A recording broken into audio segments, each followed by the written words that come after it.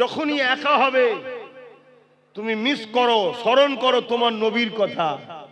যাহারে সারা জীবন নবী আমার আমাদের জন্য কেঁদেছে, আজও নবী আমার রওজা মোবারকে আমার আপনার জন্য কাঁদতেছে। এইভাবে তুমি স্মরণ করো আল্লাহ নবী আমাদেরকে কত পিয়ার করেছে, আল্লাহ নবী আমাদেরকে কত ভালোবেসেছে, সারা জীবন নবী আমাদের জন্য কেঁদেছে। হে যুবকেরা, তরুণেরা, বাপেরা, আজও নবী আমাদের জন্য কাঁদতেছে।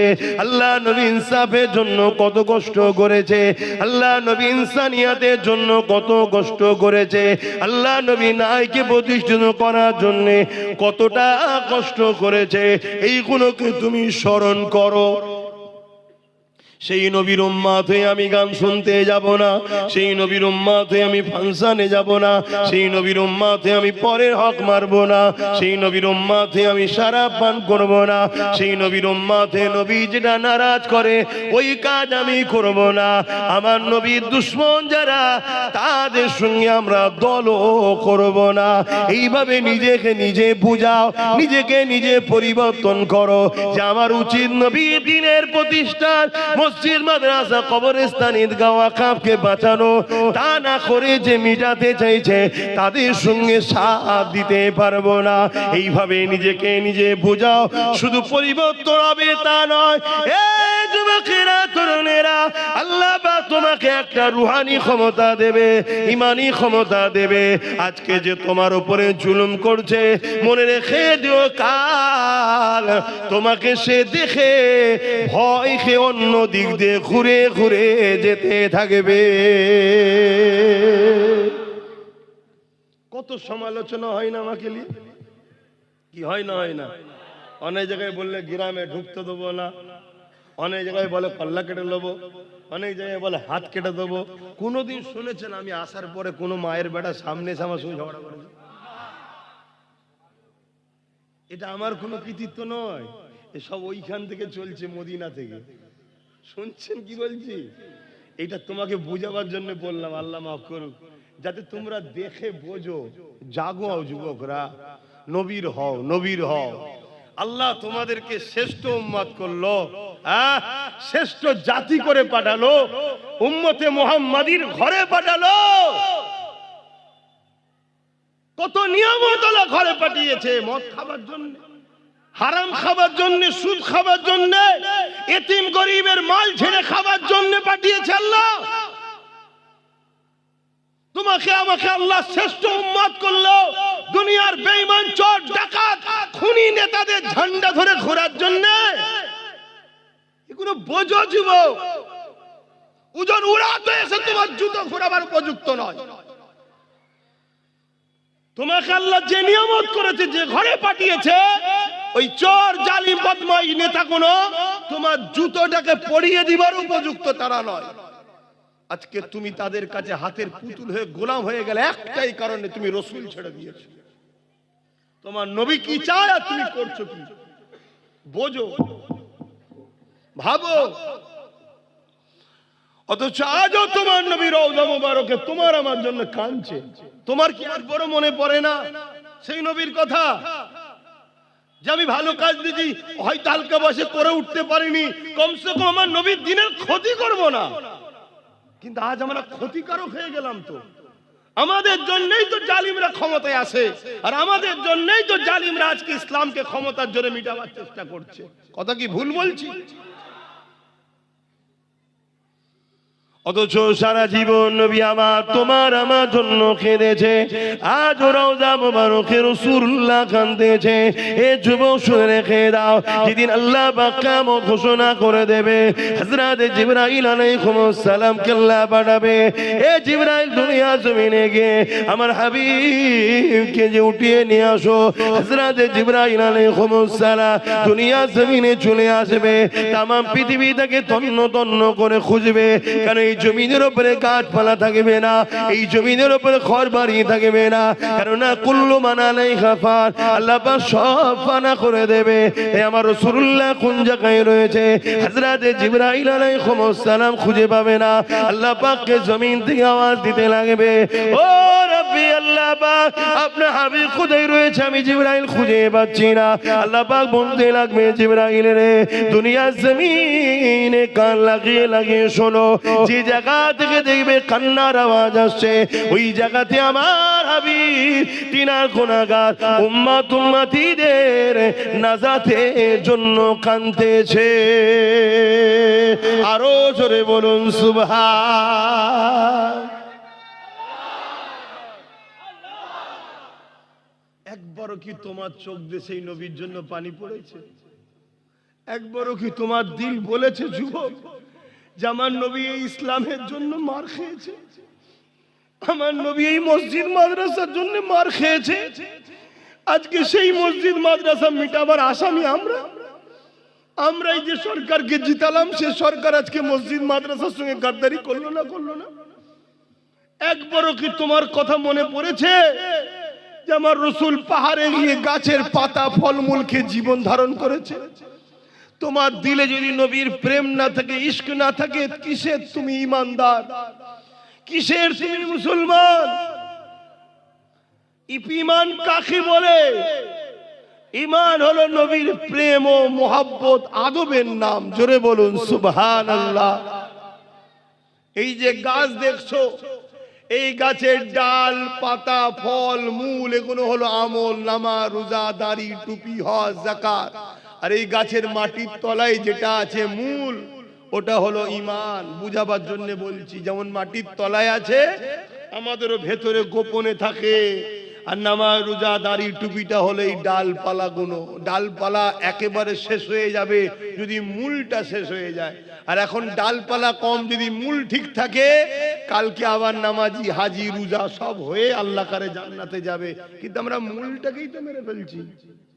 নবীর প্রেম কই? হ্যাঁ, অথচ আল্লাহ নবীর এমন দিন গেছে, নবী আমার পেটে পাথর পর্যন্ত বেঁধে নিয়েছে। একদিন নয়, দুদিন নয়, তিনটে পাথর বেঁধেছে। অথচ যিনাকে আল্লাহ পাক কুল কায়নাতের মালিক করেছে, দুনিয়া তো তুমি আমি যা খাই। এ যুবকেরা মন দিয়ে শোনো গো, দুনিয়ার কাছে আমি চ্যালেঞ্জ দিচ্ছি, চ্যালেঞ্জে আসো। দুনিয়াকে আমি চ্যালেঞ্জ দিচ্ছি, চ্যালেঞ্জে আসো। তাম পৃথিবীতে যে যা রেজেক পায়, এই রেজেক বন্টন মদিনাওয়ালা মদিনা থেকে হয়। অবশ্যই রিজিকের মালিক হলেন আল্লাহ, কিন্তু আল্লাহ পাক আমার রাসূলকে বন্টনকারী করেছে। আল্লাহ পাক সেখানে পাঠায়, সেখান থেকে কায়নাতে বন্টন হয়। তাহলে বলো তো দেখি, সেই নবী পাক 3 দিন পেটে পাথরে বেঁধে কাটিয়েছে। নবী পাকের দরবারে একজন গরীব এসেছে, ইয়া রাসূলুল্লাহ হাবিবাল্লাহ, আমার 2 দিন খাওয়া হয়নি। আল্লাহ নবী 3 দিন খাওয়া হয়নি। সে বলছে 2 দিন খাওয়া হয়নি। আল্লাহ নবী তাকে বলেন আমার 3 দিন খাওয়া হয়নি। নবী তাকে সাথে করে নিয়ে নিজের কলিজার টুকরি বেটি ফাতেমার ঘরে গেছে। ফাতেমাকে গিয়ে সালাম দিয়ে বলতে লেগেছে, এ ফাতেমা রে, তোমার ঘরে কি কিছু খাবার আছে? একজন গরিব এসেছে, যা 2 দিন খাওয়া হয়নি, তোমার কি ঘরে কিছু রয়েছে? হযরতে ফাতেমা বলতে লাগলে, ইয়া রাসূলুল্লাহ হাবিবাল্লাহ, আব্বা জান আপনি বসেন, আমি খাবারের ব্যবস্থা করে দিচ্ছি। আল্লাহ নবী বসলেন। ওই গরিব মানুষটা যে 2 দিন খায়নি, সে বসে রইল। হযরতে ফাতেমা ঘরের ভেতরে গেলে, ও নামাজের মুসাল্লা নিলে, উযু করলেন, নামাজের মুসাল্লা নিলে, ওই নামাজ পড়তে শুরু করলে। আরে নবী পাক খাবারের কথা বলেছে, ফাতেমা নামাজ পড়তে লেগেছে। ওই নামাজেতে খাতুনে জান্নাত হাত তুলে বলতে লেগেছে, ও রব্বি আল্লাহ পাক, আমি ফাতেমাকে 3 দিন আপনি আপনি খাওয়াননি, আমি ফাতেমাও খুশি নয়, আপনার উপরে রাজি রয়েছি। আমি ফাতেমার স্বামী আলী 3 দিন খাইনি, আমার আলী আপনার উপরেও খুশি নয়, রাজি। আমার হাসান হোসেন 3 দিন খাইনি, আমি হাসান হোসেনও রাজি আপনার উপরে। তবে আল্লাহ পাক আমার দরবারে এমন একজন মেহমান নিয়ে এসেছে, তিনি যদি জানতে পেরে যায় ফাতেমা 3 দিন খাইনি, মনে দুঃখ নিয়ে ঘরে ফিরে যাবে। আমি আমার আব্বাকে দুঃখ দিতে চাই না। আমার আল্লাহ হাবিবুল্লাহ জন্য কিছু খাবার আপনি ব্যবস্থা করে। আমার আল্লাহ আওয়াজ দিয়ে দিলে, হে জিবরাইল জমিনে চলে যা, জমিনে চলে যা, জান্নাত থেকে খাবার ভর্তি খাঞ্চা নিয়ে চলে যা। আমার ফাতেমা দরবারে গিয়ে ওই জান্নাতি খানা খেয়ে পৌঁছে দে। আরো জোরে বলুন সুবহান।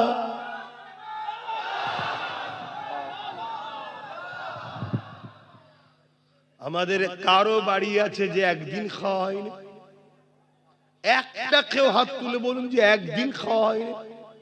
অথচ আমার মা বোনেরা একবারও ভাবলো না যে ইসলাম বিদ্বেষীরা আমাকে 1000 1500 ফ্রিতে ভিক্ষা দিচ্ছে কেন, একবারও ভাবেনি। ভেবেছে কি? আরে ভালো ভালো আলেম সাহেব, মলি সাহেব ঘরে, হাজি সাহেবের ঘরের বইয়েরাও ভাতা লিচ্ছে না লাইনে ভান্ডারের টাকা। একবারও ভাবলো না যে জনগণের টাকা, দেশের টাকায় লক্ষ্মী নাম দেবে কেন? দেশের কোন স্বাধীনতা সংগ্রামীর নাম দিতে পারতো, লক্ষ্মী নাম দিল কেন? এটা আমার গায়ের ধর্মের ভাইদের বিশ্বাস হলো লক্ষ্মী হলো অর্থ দেবী। আপনারা মানেন? তাহলে কোথায় আমাদেরকে শেষ করলো? এই যে পয়সাটা খালেন, কোথায় শেষ করলো আমাদেরকে? এবারে বলুন, ওই মায়ের পেটে আল্লাহর ওলি সন্তান হবে? ওই মায়ের পেটে এমন সন্তান হবে যে ইসলামের জন্য লড়াই করবে? ওই মায়ের পেটে তো ওই সন্তানই হবে যে বড় হয়ে ইসলামের দুশ্মনদেরকে মিটাবার জন্য মুসলমানদের নামে কেস করবে, মুসলমানদের ঘর ভাঙবে, মুসলমানদের উপরে জুলুম করবে। এমন নেতা তৈরি হবে না? হবে না? এই কথা কোনো বলছি, কষ্ট নিচ্ছেন? এটা যদি শুনে আমার 10টা মা পরিবর্তন হয়, ওই 10টা মায়ের ঘরে আল্লাহ এমন সন্তান দেবে যে সন্তান তার মায়ের পায়ের তলাতে জান্নাত জেনে তার পায়ে কদমমুশি করবে, তার উপরে ঝগড়া জুলুম করবে না। কথা কিছু বুঝতে পারছেন? আজান হচ্ছে আপনাদের মহল্লায়? আপনাদের মহল্লায় হলে বলবে শুরু হয়েছে, আজ আজানটা হয়ে যাবে। আপনাদের যদি ধৈর্য থাকে বসুন, আর না এই সুযোগে চলে যান। কারণ অনেকে দেখি আজান দিলেই পালায়।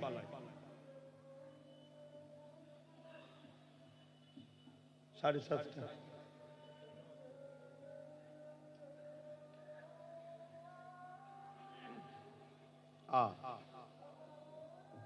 এই আজান আগামী দিন আর শুনতে পাওয়া যাবে কি সন্দেহ আছে?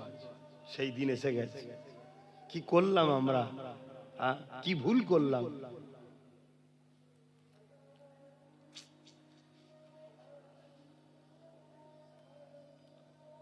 সাল্লাল্লাহু আলাইহি ওয়াসাল্লাম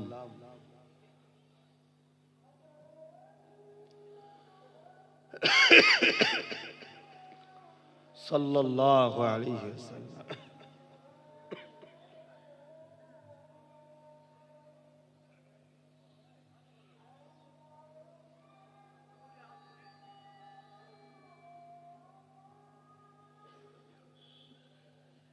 লা হাওলা ওয়ালা কুওয়াতা ইল্লা বিল্লাহ।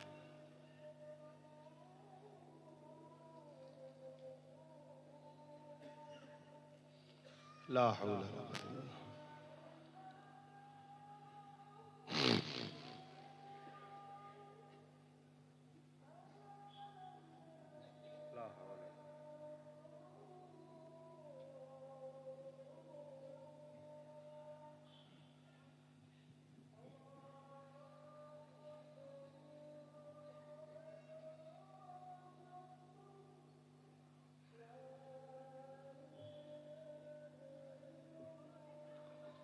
اللهم رب هذه الدعوة التامة والصلوات القائمات محمد الوسيلة الفضيلة الدرجة الرفيعة واسمه مقام محمود الذي وعدته إنك لا إله إلا أنت. درود الشريف اللهم صل على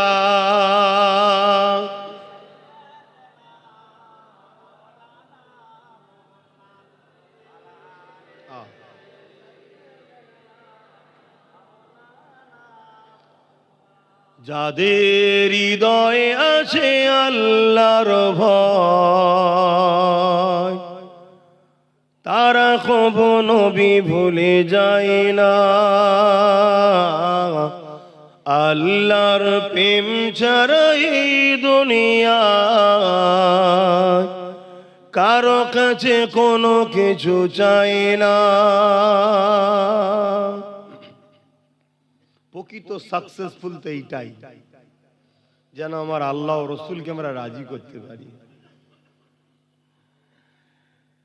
যাদের হৃদয়ে আছে আল্লাহর ভয় তারা কখনো নবী ভুলে যায় না। আল্লাহর প্রেম ছাড়া এই দুনিয়ায় কারো কাছে কোনো কিছু চাই না। রাতের আধারে যারা সিজদাতে রয় দু চোখের স্রোতে নদী যেন বয়। কখনো উঠেছো যুবক? রাত্রে ঘুম ভাঙে? রাত্রে ঘুম ভেঙে যায় না? ফাঁকে যেতে হয়, ঘুম ভেঙে যায় তো। কখনো রাত্রে ঘুম ভাঙলে একদিন ট্রাই করে দেখবে, উজু করে আর একা একা আল্লাহকে সেজদায় পড়ে থাকবে, কিছুক্ষণ পড়ে থাকবে, একটা আলাদা মজা পাবে। চোখ দিয়ে অঝরে পানি বেরিয়ে যাবে, তুমি রুখতেই পারবে না, তুমি বুঝতেই পারবে না তোমার হাজারো ব্যথা কোথায় গেল। তোমার রবের সেজদায় চোখের পানি ফেলা, কিয়ামতের দিন জাহান্নামের আযাব থেকে বাঁচার ওই যে জাহান্নাম তেড়ে তেড়ে যে আসবে। গতকালকেই তো ওয়াজ করেছিলাম, শুনেছেন তো? অনেকে লাইভও শুনেছে। ওই জাহান্নামকে সরাবার একটাই উপায়, আমাদের চোখের পানি আল্লাহ নবীকে দেবে, নবী সেটা নিক্ষেপ করবে, জাহান্নাম হাজার হাজার মাইল দূরে সরে যাবে। জোরে বলুন সুবহানাল্লাহ। আসো আমার ভাইরা, ফিরে আসো, এখনো সময় আছে, এখনো সময় আছে, কিন্তু তোমাকে পরিবর্তন হতে হবে। রাতের আধারে যারা সিজদাতে রয় দু চোখের স্রোতে নদী যেন বয়। রাতের আধারে যারা সিজদাতে রয় দু চোখের স্রোতে নদী যেন বয়। ছলনার খাঁচানি যত আসো, ছলনার খাঁচানি যত আসো, পিছনে ফিরো তাকায় না। যাদের হৃদয়ে আছে আল্লাহর ভয় তারা কখনো নবী ভুলে যায় না। আল্লাহ প্রেম ছাড়া এই দুনিয়ায় কারো কাছে কোনো কিছু চাই না। আল্লাহুম্মা সাল্লি আলা।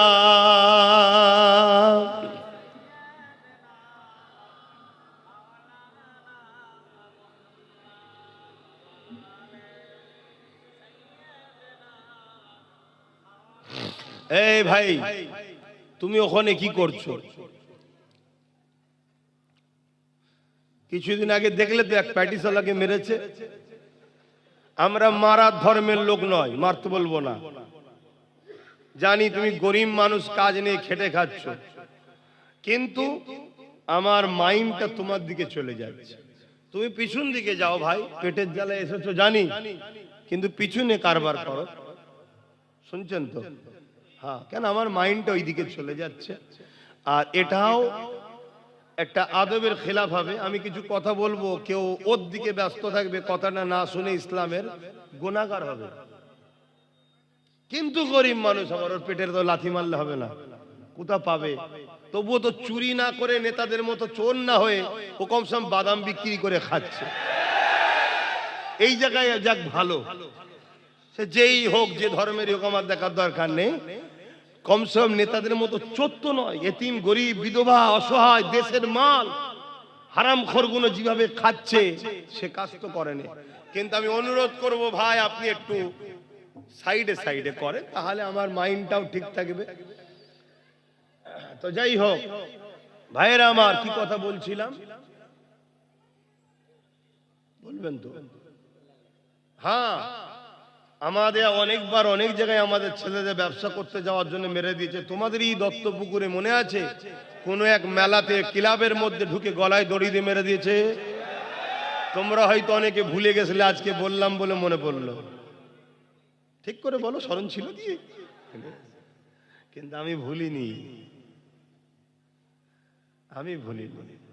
আর এই সব কিছুর জন্য দোষী আমার কম, অন্য কাউকে আমি দোষ দেবো না, অন্য কাউকে দোষ দেবো না। চোরের কাজ চুরি করবে, ডাকাতের কাজ ডাকাতি করবে, বাড়িওয়ালা যদি দোষ না করে চোর ডাকাত চুরি করতে পারে না। আমরা দোষ করেছি, ঘরের দরজা খুলে শুয়েছি, আর ঘরে মাল আছে, কানে কানে সবাইকে শুনিয়েছি। ওই পুকুরে যে বলেছে বুবু জানিস তোর ভাবি, তোর দাদা আজকে আমাকে 5 ভরির একটা হাড় দিয়েছে, আয়, ওইটা চলে গেল একদম পুরো দ্রুত খবর। তাহলে চোর তো আসবেই। কে? তাহলে দোষ আমরা করছি। ঠিক তেমনই রাজনীতির ক্ষেত্রেও দোষ আমরা করেছি, তাই আজকে আমরা চারিদিকে খুন হচ্ছি, মার খাচ্ছি। আমি ছোট্ট একটা কথা বলে আবার ওইদিকে চলে যাচ্ছি। এমন একটা প্ল্যান তৈরি করা হচ্ছে, সাপ দেখলে আমরা কি করি? জোরে বলো, কেন মারে? কেন মারে? আমরা তো হাঁস মুরগি দেখলে তো মারি না, সাপ দেখলেই মারি কেন? তাহলে ছোটবেলা থেকে আমাদের মেন্টালিটিতে ছোটবেলা থেকে ট্রেনিং দেওয়া হচ্ছে, বাপ মা প্রতিবেশী সবাই, কি সাপ বিষাক্ত জিনিস, ক্ষতিকারক জিনিস, মেরে ফেলতে হয়। আর মুরগি হাঁস মারার জিনিস নয়, ছোটবেলাতে ট্রেনিং। তোমরা জানো কি জানো না, তোমাদের পিছনে হাজারো স্কুলে হাজারো জায়গায় একটা সমাজ ট্রেনিং দিচ্ছে, মুসলমান হলো সাপের থেকেও বিষাক্ত। যেমন সাপ দেখলে মেরে ফেলতে হয়, ছোট্ট ছোট্ট বাচ্চাদেরকে এখন থেকে ট্রেনিং দেওয়া হয়েছে। তারা আজকে অনেক বড় হয়ে গেছে, এখনো ট্রেনিং চলছে, মুসলমান দেখলে মেরে দাও। তোমাদের তো হুঁশ নাই ভাই, তোমাদের তো খেয়ালই নাই। সমাজে ট্রেনিং দেওয়া হচ্ছে, মুসলিম মেয়েদেরকে রেপ করলে পাপ হয় না, পুণ্য হয়। মুসলিম মেয়েদেরকে তুলে নিয়ে আসো, চাকরি দেওয়া হবে। গল্প বলছি না, আমাকে সব ভিডিও আছে। কিন্তু তোমাদের তো হুঁশ নাই, তোমাদের একটাই খেয়াল, আমার চোর নেতা আর 5 বছর কি করে থাকবে, এর জন্য নিজের কমকে খুন করতে হয় কর, ঘর ভাঙতে হয় ভাঙ, যা করতে হয় কর, তাতে আমি জাহান্নামে যাই তাও ভালো, আমার নেতা যেন 5 বছর বেঁচে থাকে। এই করে 79 বছর আমার কম করছে না, করে না বলে? 79 বছর ধরে এই কাজেই লেগে আছে আমার কম, কখনো একে কখনো ওকে কখনো একে, এই করে বেড়াচ্ছে। এক বড় ভাবলো না কমসে কম আমার বাচ্চার কি হবে, আমার নতুন প্রজন্মের কি হবে। আরে আমি ইসলামের যদি উপকার করতে নাও পারি, আমার ইসলামের ক্ষতি যেন না হয়ে যায়, এটাও তো ভাবা দায়িত্ব আছে না? কিন্তু আজ একটু হলেও যুবকরা জাগেছে, তাই তো নাকি? কিন্তু আমার তো ভয় হচ্ছে তোমাদেরকে আবার নতুন করে বিভিন্ন প্ল্যানে কিনে লিয়া হবে না তো, আবার তোমাদের মাইন্ডকে ডাইভার্ট করে দেওয়া হবে না তো? কেন এখন এআই এর সময়, ভিডিও এডিট করার সময়, গলার ভয়েস চেঞ্জ করার সময় আব্বাস সিদ্দিকীকে নিয়ে নানা রকম চক্রান্ত করা চলছে না, চলে না? তারপরে আবার এমনও হতে পারে কালকে, শুনছেন, কালকে আমার থেকে তোমাকে সরাবে বলে আবার নতুন কোন মুসলমানদের মাসিয়াকে দিয়ে দল খুলিয়ে দিতে পারে, যে 10 জন আছে 5 জন 5 জন করে দে, সেও মরবে আমিও মরবো, 10 জন এক জায়গায় হলে বেঁচে যেতাম। এর মতো প্ল্যান পরিকল্পনা হতে পারে না, পারে না? এই সব কিছু চিন্তা করে আমি ঘুরে বেড়াই, এই সব চিন্তা করি ঘর দিন রাত ধরে। আমি একটা বাহ্যিক দেখছেন সুস্থ, কিন্তু মেন্টালি খুব চাপে আছি, শুধু তোমাদের চেষ্টা বাঁচাবার চেষ্টায়। কখনো কখনো ভাবি আমার মতো পাগল কে আছে? নিজের বাচ্চা নিজের পরিবারের কথা ভাবি না, নিজের বাচ্চার সঙ্গে পরিবারের সঙ্গে সময় দেওয়ার সময় পাই না, এদেরকে বাঁচাবার জন্য ভাবি। আর যখন হজ করি এদের মধ্যে থেকে অনেকে বসে বসে হাসে, মজা লাগে, কি করে না করে ভাবি। এরপরও মনে হয় যে কমসে কম এরা যদি নাও ভাবে, চেষ্টা করি। ওই যে বসে আছে, ওই যে তোর ছেলে, তাই তো, ওইগুলোর জন্য যদি কিছু করে যেতে পারি, এখন থেকে চেষ্টা করছি। দেখো দেখো ফাইসাল্লাহ আল্লাহর হাতে, আমার তো কাজ চেষ্টা করা, তুমিও চেষ্টা করো। আসেন যে আলোচনা করছিলাম, কি আলোচনা করতে গিয়ে আজান হয়ে গেল জানো?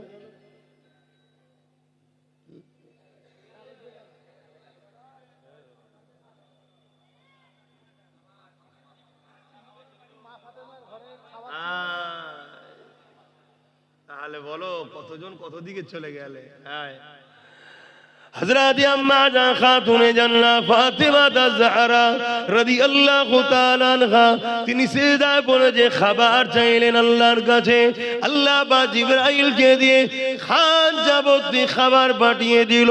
এখানে প্রশ্ন হলো এই জায়গায়, আরে দোলজানে সুলতান নবী মুহাম্মদ রাসূলুল্লাহ, তিনিও 3 দিন খাননে পেটে 3টে পাথর বেঁধে রেখেছে, উম্মাত উম্মাত উম্মাত উম্মাত করে কেঁদে কাটাচ্ছে, উম্মতের নাজাতের জন্য কাঁদতেছে।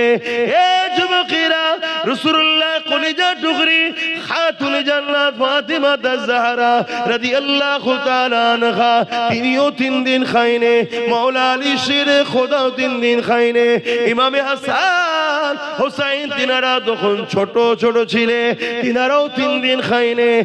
একবার ভাবো, আল্লাহ তোমার আমার কারো অভাব দেয়নি, কিন্তু এরপরও সামান্য ভিক্ষা পেলে আমার বাপ ভাই মা বোনেরা একবারও ভাবার সময় নেই এই টাকাটা ভিক্ষা আসছে কোথা থেকে। মদের টাকা নয় তো, একবারও ভাবি। এই তো বললো, যেটা বললো কোনটা মহল্লার আজান কোন হচ্ছে এখন, তাহলে মহল্লার হক আদায় করো। মাইকটা বন্ধ করো, বন্ধ করতেছ। হ্যাঁ, মহল্লার হক আদায় করতে হবে। কেন? আগেকার সময় মুখে আজান হতো, এখন লাউড স্পিকার হচ্ছে অনেক দূরে। ইফতারির সময় নিজের মহল্লাটাকেই খেয়াল করা হয়, সেহরির সময় নিজের মহল্লাটা খেয়াল করা হয়, খাবার সময় নিজের মহল্লাটা লোভ, আর সেহরির সময় ওইখানটা দেরি করে দেয়, ওটা লোভ হবে নাকি? এরকমও চালাক লোক আছে। হ্যাঁ, যে বন্ধ করে দিচ্ছি, হ্যাঁ বন্ধ করে দিচ্ছি। ভুল বুঝছেন না তো? কেন এখন সব বড় বড় মুফতি সাহেব আপনারা, কেন এক হুজুরে খুশি আপনারা নয়, এক মৌলী সাহেব খুশি নয়। শোনো, আমাদের ইমাম কটা? ভুল বুঝবেন আমাকে, আমাদের ইমাম কটা? 4টে। কটা ইমাম? হানাফি, সাফি, মালিকি, হাম্বলি, 4টে ইমাম আমাদের। ভালোবাসেন কটাকে? জোরে বলুন। সম্মান করেন কজনকে? হক কটা? বলতে পারছেন না? হকও 4টে। জান্নাত যাবে কজন? 4 জনই। মানেন কজনকে? একজনকে। তাহলে 4 ইমামই হক, 4 জনই আহলে সুন্নাত ওয়াল জামাত, 4 জনই ঠিক, 4 জনই জান্নাতি, 4 জনকেই সম্মান করি, 4 জনকে ভালোবাসি, কিন্তু মানি? তালেম উলামা আহলে সুন্নাত ওয়াল জামাতের পীর পীরজাদা সবাই ভালো, সবাই হক, সবাই ঠিক, যে কিন্তু মানবেন কজনকে? এটা আছে কি আমাদের? এই নেই বলেই তো আমরা পাগলা হয়ে যাচ্ছি। আমার 5 দাদু ছিল, 5টা দাদু, সব মুরিদি ফুরফুরা দাদা হুজুরের। কিন্তু যে দাদা হুজুরের বড় সাহেব দাদার সঙ্গে উঠা বসার লেনদেন, বাকি সবাইকে ভালোবাসতো, সম্মান করতো, পিয়ার করতো, কিন্তু ফলো করতো একজনকে। কেউ মেজো হুজুরের হাতে বায়াত, বাকি 4 জনকে ভালোবাসতো, সম্মান করতো, পিয়ার করতো, কিন্তু ফলো করতো মেজো হুজুরকে। যে সেজো হুজুরের হাতে বায়াত, বাকি 4 জনকে ভালোবাসতো, মহব্বত করতো, কেন চাচা হয়তো, কিন্তু সেজো হুজুর আব্বাজান ফলো করতো। যে নহজুরের কাছে বায়াত হয়েছে সে নহজুরকে ফলো করতো, বাকি সবাইকে সম্মান ভালোবাসতো। যে ছোট হুজুরের বায়াত, ছোট হুজুরকে ফলো করতো, বাকি সবাইকে সম্মান ভালোবাসতো।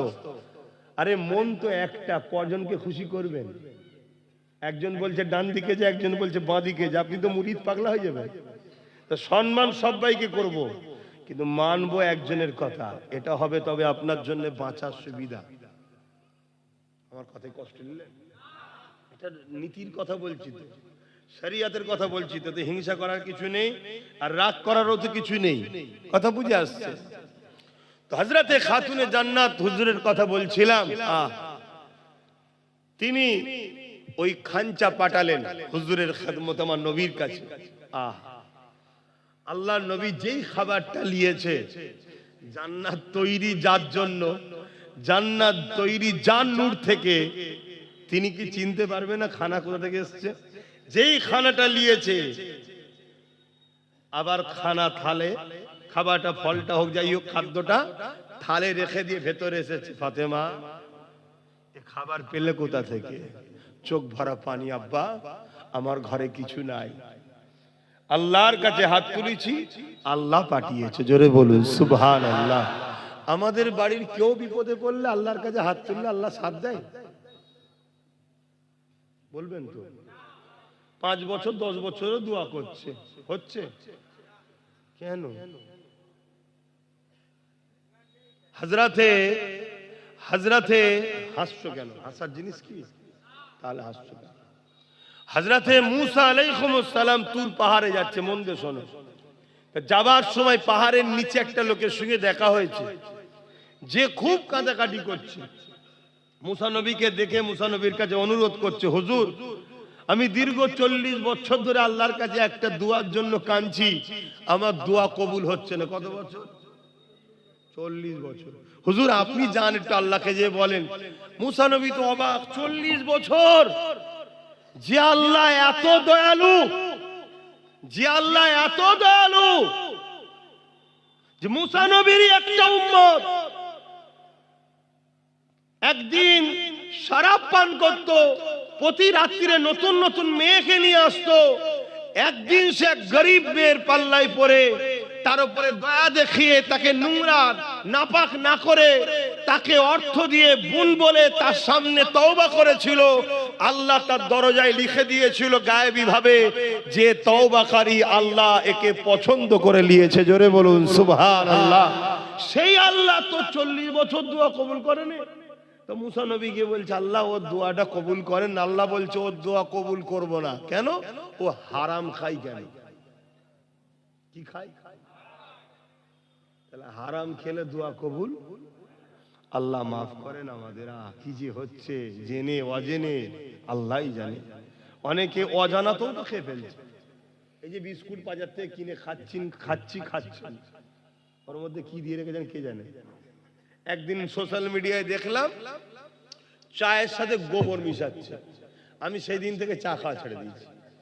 কথা বুঝে? তো এরকম হয়তো আরো কত কি করছে। তাহলে আমাদেরকে শেষ করার জন্য কিভাবে উঠে পড়ে লেগেছে। তো সেই জায়গায় আমরা কি একটু ভাবছি যে কিভাবে বাঁচবো? কমসে কম ডেলি তো তওবা করো, ডেলি তো আল্লাহর কাছে পানাহ চাও।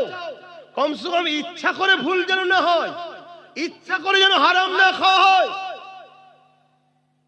এটা বাস্তব কথা বলছি। অনেক সময় অনেক পার্টির পক্ষ থেকে পিকনিক দেওয়া হয়, ফ্রিতে খাওয়ানো হচ্ছে। খোঁজ নিয়ে দেখেছো কিসের পয়সা? জবাই করে না, ঝটকা দিয়া না, কাটা খোঁজ রেখেছো? তুমি আমি তো গিয়ে বসে গেলাম। ভাবো আমার সোনার ভাইয়েরা, কি ক্ষতি করছি তো নাকি? যে এই হুজুরের পাল্লায় পড়লে শুকিয়ে মরতে হবে, খাওয়াই হবে না। আমি ওটা বলছি, শখ যাচ্ছে 5টা বন্ধু মিলে 200 করে টাকা এক জায়গায় দিয়ে 1000 টাকা দিয়ে মুরগি কিনে নিয়েছে, মালতানে নিজেরা জবাই করে একসাথে ফিস্টি করে পিকনিক করে খেলো না, কে মানা করেছে? কিন্তু ওই জায়গায় গান বাজালে হবে না, গান বাজালেই হারাম হয়ে যাবে। হযরতে ফাতেমা হুজুরের সংসারের খবর শোনো তাহলে কেমন হলো। এমনি তারা জান্নাতি নারীদের সর্দার হয়নি। আরো একটা খাতুনে জান্নাতের কথা বলছি। এ যুবকেরা, তরুণেরা, হযরতে ফাতেমা আয-জাহরা রাদিয়াল্লাহু তাআলা আনহা দুনিয়া থেকে চলে যাবার সময় হয়েছে। হযরতে মাওলা আলীর কোলে, স্বামীর কোলে মাথা দিয়ে হযরতে ফাতেমা আয-জাহরা রাদিয়াল্লাহু তাআলা আনহা রয়েছে। এমন করে চোখকে বন্ধ করে রেখেছে, একেবারে দুনিয়া থেকে চলে যাবার শেষ সময় হয়ে গেছে। হযরতে মাওলা আলী কাঁদে, স্ত্রীর মাথাতে হাত বুলাতে লাগে, খাতুনে জান্নাতকে বলতে লাগে, এই ফাতেমা, জীবনে কোনোদিন আমার কাছে কোনো বাইনা তুমি করলে না, জীবনে কোনোদিন আমার কাছে কোনো জিনিস তুমি চাইলে না, কোনো জিনিস চাইলে। যে হালে স্বামী রেখেছে, স্বামী তো রাখে না, রেখেছে কে? স্বামী তো ওসিলা, সেইটাতেই রাজি। তো হযরতে মাওলা আলী বলছে, আজকে জীবনের একটা আশা, তুমি একটা কিছু আমার কাছে চাও, কখনো তো চাইলে না, একটা কিছু চাও। হযরতে ফাতেমা হুজুর চোখ খুললেন, মুচকে এসে বলছেন, আমার প্রাণের স্বামী, আমি গাওয়া দিচ্ছি, আপনি হলেন শ্রেষ্ঠ পুরুষ, আমি আপনার উপরে রাজি আছি। জোরে বলুন সুবহানাল্লাহ। আল্লাহ নবী বলছে, ওই স্বামীটাই হলো শ্রেষ্ঠ পুরুষ যাকে তার স্বামী সার্টিফিকেট দেয়, আমি আপনার উপরে রাজি আছি। শুনছেন তো? খাতুনে জান্নাত বলছে এই অবস্থা, আমি আপনার উপরে রাজি আছি, আপনি কেন তো মন খারাপ করছেন? তারপরেও মাওলা আলী বলছে, ফাতেমা, এটা আমার জীবনের একটা শখ, তুমি আমার কাছে একটা কিছু চাও।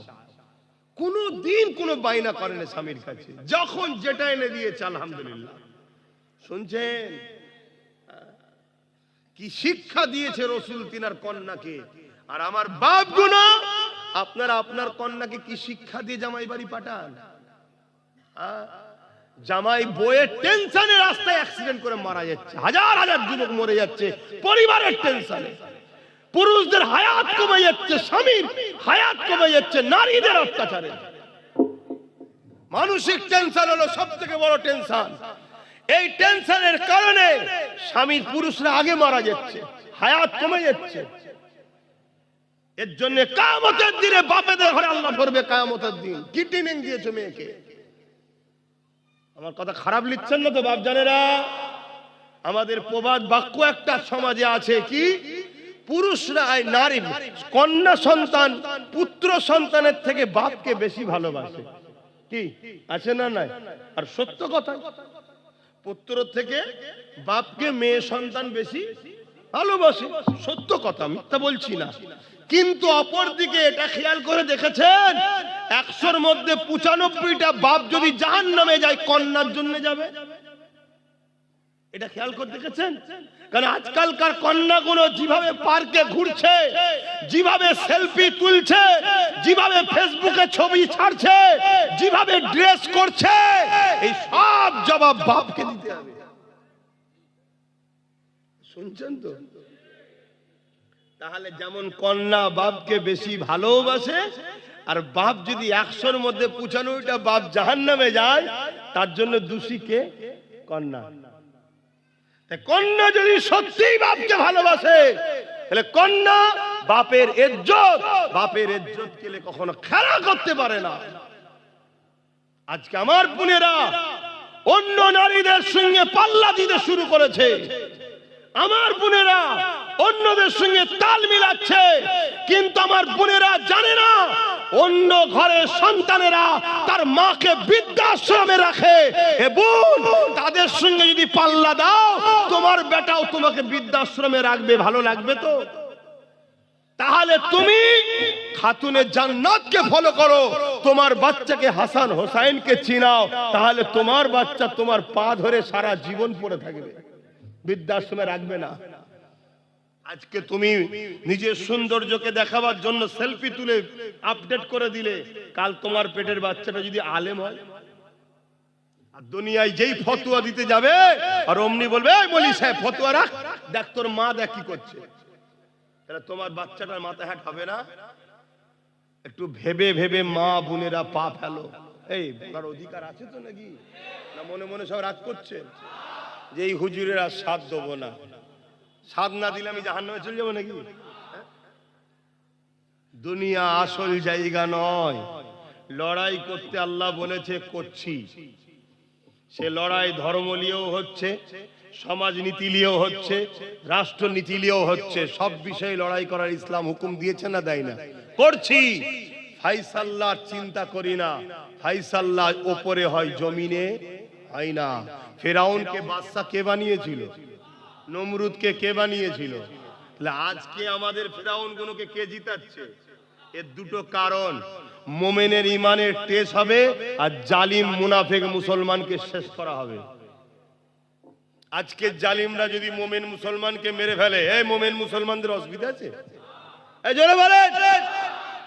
সেদিনে বেলাল হুজুরকে পরীক্ষা নেওয়া হয়েছিল উমাইয়াকে দিয়ে, আবু জেহেলকে দিয়ে, হযরত বেলাল হুজুরের অসুবিধা ছিল? আজকেরও মোমেন যারা আছে তাদেরকে পরীক্ষা নেবে তো আল্লাহ, কিন্তু জালিম মুনাফিক যারা আব্দুল্লাহ ইবনে উবাইয়ের মতো, তাদের কিরা শেষ করে দেবে। হযরত ফাতেমা তাজ-জাহরা রাদিয়াল্লাহু তাআলা আনহাকে যখন হযরত মাওলা আলী বারবার বললে, হে ফাতেমা, মনের বড় ইচ্ছা একটা তো কিছু আমার স্ত্রী আমার কাছে চাইবে। হযরত ফাতেমা হুজুর মুচকে এসে বললেন, আপনি যখন চান আপনি আমার স্বামী হন, আপনার খুশির জন্য আমি ফাতেমা আপনার কাছে একটা আপেল খেতে চাইছি, সেব খেতে চাইছি। এ নজওয়ানেরা, আমার আম্মা জানেরা, আমার বোনেরা, এ দুনিয়া দুদিনের, দুনিয়াদারি করো কিন্তু আখিরাতকে হারিয়ে নয়, সংসার করো আখিরাতকে হারিয়ে নয়, কারবার করো আখিরাতকে হারিয়ে নয়, রাজনীতি করো আখিরাতকে হারিয়ে নয়, রাষ্ট্রনীতি করো আখিরাতকে হারিয়ে নয়, মানব বন্ধন করো আখিরাতকে হারিয়ে নয়, সম্প্রীতি করো আখিরাতকে হারিয়ে নয়। আজ কিছু মুসলমান আছে সম্প্রীতির নামে গায়রুল্লাহর কাছে গিয়ে মাথা নত করছে। আজ কিছু মুসলমান আছে সম্প্রীতির নামে গায়রুল্লাহর উৎসবে চলে যাচ্ছে। এ যুবকেরা গায়রুল্লাহ তাবেদারি করতে লেগেছে। এটাকে সম্প্রীতি বলে রে, এটাকে ভণ্ডমি বলে। যে ভণ্ডমির জন্য মুসলমান তুমি মুশরিক হয়ে যাচ্ছ। কিন্তু মনে রেখে দিও, ইসলাম সম্প্রীতি করার অধিকার দিয়েছে, ইজাজত দিয়েছে, কিন্তু সম্প্রীতির নামে আল্লাহ দ্রোহী হয়ে যেও না, ইসলাম থেকে বেরিয়ে যেও না। কি গো, আমার কথা ভুল হচ্ছে নাকি? কত নেতা দেখছেন না আজকাল মুসলমান নাম, আদৌ তারা মুসলমান নয়, মুশরিক হয়ে গেছে, যাক তারপরও মুসলমান নাম, সম্প্রীতির নামে গায়ের ইসলামদের ধর্মীয় অনুষ্ঠানে গিয়ে হই হই করছে না, করেন? এক কথা বলেন। আরে অনেক হাজি সাহেব, পাজি সাহেব, তারা এইসব করে করে অনেকে মরেও ভূত হয়ে চলে গেছে, সব সাইজ হচ্ছে কবরে লিয়ে। তুমি কি ভাবছো আল্লাহ ছেড়েছিল বলে কি ছাড় দিয়েছে নাকি? হ্যাঁ, কত কষ্ট করে ইসলাম এসেছে জানো? হ্যাঁ, এই পৃথিবীতে মানুষ আল্লাহ ভুলে গেছিল। এই যে এতগুলো লোক তোমাদের রবকে শাহাদত আগুন তুলে সাক্ষী দাও কে? আরো জবান খুলে বলো আল্লাহ আল্লাহ আল্লাহ। এই যে এতগুলো লোক সাক্ষী দিলেন, এটা এত সহজে পেয়েছেন নাকি? এত সহজে পেয়েছেন? আজকে তুমি মুসলমান ঘরে জন্ম হয়ে গায়রুল্লাহকে যে তুমি শিরকের কাজে জড়িয়ে যাবে, আর তুমি মনে করছো আমি ছাড় পেয়ে গেছি নাকি? আসেন এই কথাটা বলে সংক্ষেপ করব। নামাজের ব্যাপার রয়েছে। হযরতে খাতুনে জান্নাত ফাতেমা তাজহারা হুজুর যখন বলে দিলেন, হযরতে মাওলা আলী বড় খুশি হয়ে খাতুনে জান্নাতের মাথা মোবারককে, স্ত্রীর মাথাকে স্বামী মাওলা আলী কোলে থেকে নেবে তাকিয়াতে দিয়ে বালিশের উপরে দিয়ে এমন করে রওনা দিয়েছে। বাজারে গিয়ে একটা আপেল কিনেছে, সেব কিনেছে। এত কম পয়সা ছিল, একটাই মাত্র কেনার মতো অর্থ ছিল। ওই পয়সা দিয়ে কিনে নিয়ে যখন রওনা দিয়েছে, কয়েক কদম আসার পরে এক মুসাফির ক্ষুধার্ত গরিব আটকেছে। ও নবীর জামাতা, ও হযরতে মাওলা আলী, আয় আহলে বায়াত মাওলা আলী, আমি বড় ক্ষুধার্ত, তোমার হাতের আপেলটা আমাকে খেতে দাও। পরীক্ষা শুরু হলো আল্লাহর। শুনছেন? আল্লাহর পরীক্ষা শুরু হয়ে গেল। এই নজওয়ানেরা, হযরতে মাওলা আলী মনের মধ্যে হচ্ছে, আরে জীবনের প্রথম আমার ফাতেমা, আমার স্ত্রী আমার কাছে একটা আপেল খেতে চেয়েছিল, এদিকে গরিবটা আমার ক্ষুধার্ত চাইছে। দিনের মনের মধ্যে তুফান চলতে লেগেছে। ফাতেমাকে দ্বিতীয় কিনে দিবার মতো অর্থ পয়সা নাই। আরে আল্লাহ আমাকে গাড়ি দিয়েছে, বাড়ি দিয়েছে, কি না দিয়েছে, তাদের উসিলাতে পেয়েছি। কমসে কম ইসলামের যদি উপকার করতে না পারো, যুবকরে ক্ষতি করো না, আর ক্ষতিকারকদের সঙ্গে দলটা করো না। এই যুবকেরা, তরুণেরা, বাঁচাবার জন্য বলছি, লিবার হাই নেবে না, নিবার হাই নাও নেবে, জবাব আল্লাহর কাছে দেবে। হযরতে ফাতেমা তাজহারা রাদিয়াল্লাহু তাআলা আনহার কথা বারবার মনে পড়ে। হযরতে মাওলা আলী শত শেষে ফয়সালা করে ফেললো। ওই ফলটাকে নিয়ে চোখ ভরা পানি নিয়ে ওই গরিব মুসাফিরকে দিয়ে দিল। এই যুবকেরা, তরুণেরা, মন মরা করে চোখ ভরা পানি নিয়ে হযরতে ফাতেমা হুজুরের কাছে হযরতে মাওলা আলী এসে হাজির হয়ে যায়। হযরতে ফাতেমা হুজুর হযরতে মাওলা আলীকে দেখে হাসে আর মুচকে মুচকে বলে, আমার প্রাণের স্বামী রে, ফলটা যদি আমাকে খাওয়াতেন আমি খুশি হতাম, আপনি খুশি হতেন, কিন্তু গরিবকে ফল দেওয়ার জন্য আমার আল্লাহ আমার আপনার উভয়ের উপরে খুশি হয়েছে। আরো জোরে বলুন সুবহান আল্লাহ। সেই নবীর উম্মত আমরা কখনো গরিবকে লুটতে পারি না, আর গরিবকে লুটবে মুসলমান থাকতে পারে না। এটা ভাবো, আমরা সেই জাতি, জীবনের একটা বার স্ত্রী চেয়েছে একটা ফল খাওয়াতে, তার ফলটা লিও গরিবকে দিয়া জাতি আমরা। সেই জাতি আজকে গরিব এতিমের মাল যারা লোটে তাদের সঙ্গে দল করে কি করে? তাহলে আমাদেরকে কত খারাপ করে দেওয়া হয়েছে, কত ধ্বংস করে দেওয়া হয়েছে। এই জায়গা থেকে বাঁচাবার চেষ্টা আব্বাস সিদ্দিকী করছে। বলো আমি ভুল করছি? আজ আমি যে স্বপ্নটা দেখেছি, এই স্বপ্ন যদি 20 বছর আগে কেউ দেখতো, একদিন হয়তো আমরা গরিবদের সেবা করার জন্য ক্ষমতার জায়গাতে পৌঁছে যেতাম। কিন্তু যাই হোক, দেরি হলো। 5টা বছর কেটেছে, আরো 15টা বছর লাগবে। আমরা গরিব, দুঃখী, অসহায়, বিধবা, দেশ ও দেশবাসী, মুসলিম, হিন্দু সবার জন্য আল্লাহর সৃষ্টির মুখে হাসি ফুটাবার জন্য মুহাম্মদ রাসূলের গোলাম হিসাবে একদিকে যেমন দ্বীনের হেফাজত করব, অপর দিকে আল্লাহর সৃষ্টিকে হেফাজত করার জন্য আমরা এই সংগ্রাম, এই লড়াই আমরা চালিয়ে যাব। কোনোভাবে পিছপা হব না। তাতে যদি জীবন লাগে জীবন দেব, মাল লাগে মাল দেব। এই লড়াইয়ে কারা রাজি আছেন এগিয়ে যেতে হাত তুলে দেখান। নারে তাকবীর, নারে তাকবীর, লব্বাইক ইয়া রাসূলুল্লাহ, লব্বাইক ইয়া হাবিবাল্লাহ, নারে তাকবীর। পিছপা হয়ে যাবেন না। বাধা হাজারো আসবে, হাজারো পরীক্ষা হবে। আমার ইমাম হোসেন পাক, আমাদের ইমাম তো নাকি, আমাদের ইমাম হোসেন পাক অনেক অফার পেয়েছিল, অনেক লোভ লালসার দিক দিয়ে তাকে দেখানো হয়েছিল, অনেক অফার দেওয়া হয়েছিল।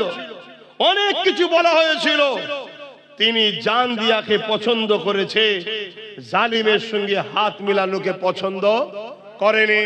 তাই গতকালকেও বলেছি, আজও বলছি, অন্যায় দেখলে হাত দিয়ে রুখার নাম ইসলাম।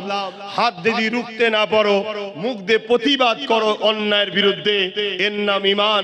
আর যদি প্রতিবাদ করতে না পারো, অন্তর থেকে ঘৃণা করে দূরে সরে যাও। তা না করে অন্যায়কে কেউ যদি ভোট দেয় শক্তিশালী করার জন্য, তার মধ্যে ঈমান থাকতে, যে মুসলমানগুলো আজও মসজিদ মাদ্রাসার দুশ্মন, মুদি ও দিদির সাথে এখনো রয়েছে, আল্লাহ এদেরকে হিদায়াত করুক, বলুন আমিন। আরো জোরে বলুন আমিন। যদি হিদায়াত কপালে না থাকে, সাবধান, সতর্ক হও, এরা মুনাফিক, বেঈমান, এদের সঙ্গে সম্পর্ক রাখা চলবে না। কেন? কোনদিন মুসলমানের খুন, মুসলমানের বেটা, ইসলামের দুশ্মন, মসজিদ মাদ্রাসা কোরআনের দুশ্মনদের সঙ্গে সহযোগিতা করে তাদেরকে শক্তিশালী করতে পারে না। দুনিয়াদারি, রুজি রুটি, চাকরি বাকরি ছিল আলাদা বিষয়, এখন লড়াই আরো ভিন্ন বিষয়। একদিকে যেমন গরিবের হক, রুজি রুটি, চাকরি বাকরির হক, অপর দিকে এখন আমার ধর্মের দুশ্মনীরা হয়েছে, ঠিক না বেঠিক? আর একটা কথা বলে যায়, মিশকাত শরীফের হাদিস, আল্লাহ নবী বলছেন, কেউ জালিম জানার পরেও তাওহীদকে কেউ শক্তিশালী করে, তার সহযোগিতা করে, সে ইসলাম থেকে বেরিয়ে যায়, সে মুসলমান, ইসলামে থাকে না। তাই কেন্দ্র সরকার জালিম, এটা আপনারা মানেন হ্যাঁ কি না? হাত তুলে সাক্ষী দেবেন, মানেন হ্যাঁ কি না? হাত নামান। রাজ্য সরকারকে আপনারা জালিম মানেন হ্যাঁ কি না? কারখানা মানেন? হাত তুলে তাকান, হাত তুলে দেখান, হাত তুলে রাখবেন, হাত লম্বা করে তুলবেন। এবারে দেখুন আমাদের মধ্যে কারো হাত তুলতে বাকি আছে কিনা, দেখুন। কারণ আমাদের মধ্যে মুনাফিক আছে কিনা দেখা দরকার, আছে না নাই? জোরে বলে আছে না নাই? যে মাদ্রাসা ভাঙে সে জালিম নয়? দুর্গাপুরে মমতার সরকার মাদ্রাসা ভেঙেছে না ভাঙেনি? যে বলে কোরআন শেষ হয়ে যাবে, উন্নয়ন শেষ হবে না, সে জালিম নয়? মমতা বলেছে না বলেনি? যে আমাদেরকে প্রসাদ খাইয়ে কাফের বানাতে চায় রেশনের মাধ্যম দিয়ে, সে জালিম না জালিম নয়? এরপরও একে জালিম মানতে অস্বীকার যদি করে, সে মুসলমান থাকবে মনে হয়? অতএব রাসূল বললেন, জালিমকে যে সাথ দেয়, অর্থাৎ একে যদি ভোট কেউ দেয়, সে ইসলাম থেকে বেরিয়ে যাবে। রাসূলুল্লাহর হাদিস, মিশকাত শরীফের হাদিস। এটা জাতিকে জানানো দরকার, আছে না নাই? তাই প্রত্যেকটা জায়গায় জলসা শেষে একটু বলে দিই, অসুবিধা হচ্ছে? এখন অনেকের মনে হতে পারে, হুজুর জলসাই বলেন কেন, অন্য জায়গায় বলতে পারেন, কেন বলবো না? মসজিদের ভেতরে যদি দুনিয়ার নেতাদের ক্যাডার ঢুকে যেতে পারে ইমাম সেজে, তাহলে আজকে আমি কেন বলতে পারবো না জলসাতে? এখন তো ইমামদের মধ্যে সব ইমাম রাসূলুল্লাহ নয়, সব ইমাম আল্লাহ নয়। অনেক ইমাম আছে এই জালিম শাসকদের দালাল, আছে না নাই? অনেক আছে দালাল। আমি সবাইকে বলছি না, যারা আল্লাহ ও রাসূলের পক্ষে, ওই ইমামের সম্মান ওই গ্রামের মানুষের মধ্যে সবথেকে শ্রেষ্ঠ, কেন সে আল্লাহ ও রাসূলের পক্ষে, আল্লাহর ঘরের খাদেম সে। জোরে বলুন সুবহানাল্লাহ। এই কথা বুঝছেন না, বোঝেন না? হ্যাঁ, কেউ মাইনে লিওয়ার জন্য খারাপ হয় না, কারণ মাইনে কেউ কারো বাপের টাকা দেয় না, আমাদেরই ওয়াকাফের টাকা দেয়। অতএব মাইনে লিই বলে তোর বাপের চামচাগিরি করবে এমন তো নয়, কেন তুই তোর বাপের টাকা তো আমায় দিস না, আমার বাপের টাকা আমায় দিস, ঠিক না বেঠিক? কিন্তু আমরা তোকে সাপোর্ট করে এমন জায়গায় বসিয়েছি, তুই আর তোর পরিবার মিলে হাজার লক্ষ কোটি টাকা চুরি করে মালিক হয়ে গেছিস। তাই সে জায়গায় বলে যাচ্ছি, সব ইমাম আল্লাহ ও রাসূলের পক্ষে এখন নাই। অনেক মসজিদের মধ্যে ইমাম যখন পার্টির ক্যাডার ঢুকে গেছে, নবিয়ানা মেম্বারে দাঁড়িয়ে ওই পার্টির বিরুদ্ধে আল্লাহ নবীর গোলামদের বলা দরকার, আছে না নাই? তাই বলি, বাকি অনেকে বলবে কি বলবে না সেটা তাদের ব্যাপার। কেন অনেক আছে প্রকাশ্য ক্যাডার না হলেও গোপনে গোপনে ক্যাডার, বিরোধী করতে চাই না। কেন? বিরোধী করলে যদি মালটা আসা বন্ধ হয়ে যায়, মাসের শেষে রাত্রিরে গাড়ি ঢোকে, মাসের শেষে রাত্রিরে গাড়ি ঢুকছে, বস্তা করে চলে, জুতোর বাক্স করে চলে। কি অনেকে, হ্যাঁ ঠিক আছে, এখানে নয় ওই জায়গায় একটা ফ্ল্যাট আমার অমুকের নামে করে দাও, এরকমও থাকতে পারে। আমি না লালের কাছে বিক্রি হয়েছি, আমিন আল্লাহর জন্য লড়বো। আজ থেকে লড়ছি না আমি ওই চুচুড়ার মসজিদ তালা মেরেছিল জানেন তো? হ্যাঁ, সেই তালা খোলার সময় লড়াই করে তালা খুলেছি জানেন তো নাকি? আমি মাঝে মাঝে ভাবি যে আমার জিন্দেগিতে কোনো ভালো কাজ যদি নাও থাকে, এই একটা কাজে আমি ইনশাল্লাহ জান্নাত যাব। আর ওই দিন যতগুলো আমার সাথে ছিল ইনশাল্লাহ, আমাদের সবার অবদান নাকি, একার দ্বারা তো কোনো জিনিস বিজয় হয় নাকি, সবার অবদানই খুলেছি আমরা ইনশাল্লাহ। তারাও জিন্দেগিতে কোনো ভালো কাজ করেছে কি জানি না, তবে একটা ভালো কাজ, আল্লাহর ঘরে তালা খুলে নামাজের আওয়াজ করিয়েছি, বলুন সুবহানাল্লাহ। তো যাই হোক, আর কথা বলছি না, এখন নামাজ পড়তে হবে। একটু সালাম দেবো, কেউ কষ্ট পান না তো? সালাম দেবো ইয়া নবী।